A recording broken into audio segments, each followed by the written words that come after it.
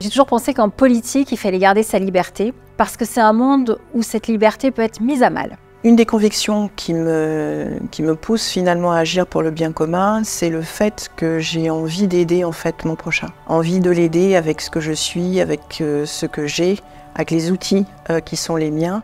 Pour moi, quand une conviction profonde est heurtée et qu'on fait une rencontre, ça stimule et ça met en mouvement et en action.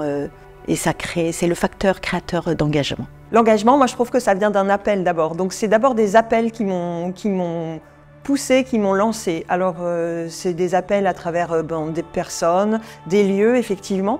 Mais moi ce qui a été déterminant pour moi, ce sont des rencontres avec des gens d'exception qui se sont pas forcément rendus compte d'ailleurs qu'ils étaient en train de provoquer quelque chose dans mon existence. Les convictions qui m'ont poussée à m'engager pour le bien commun sont nées de mon propre itinéraire, de mon parcours, d'abord de personnes en situation de handicap, et puis ensuite confrontée à des personnes qui elles-mêmes vivaient l'exclusion ou quelques discriminations, et j'étais convaincue que plutôt que de me lamenter, eh bien, il fallait passer à l'action et m'engager. Je crois à partir du moment où on se connecte à Dieu, qu'on a une relation avec lui, ça apporte tellement dans nos vies que ça transparaît.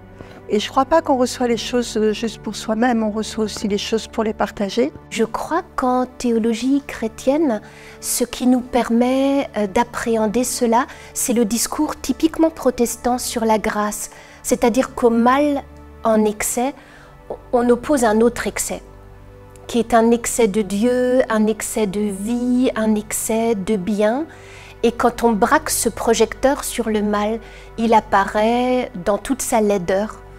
Il apparaît aussi dans tous ses excès, mais ça permet du coup de le penser, de le nommer, et ça permet d'en prendre la responsabilité. C'est-à-dire d'avoir la capacité de lui répondre, tout simplement.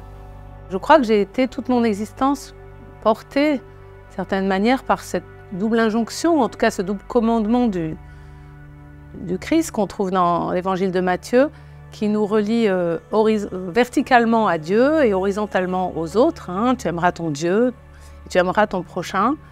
Je crois que quelque part, c'est sans doute la structure un peu de ce qui m'a conduite tout au long de ma vie à m'engager là où j'étais. J'ai été saisie quand j'étais enfant par la force de l'évangile. Et c'est cette force que j'ai voulu vivre dans toute mon existence.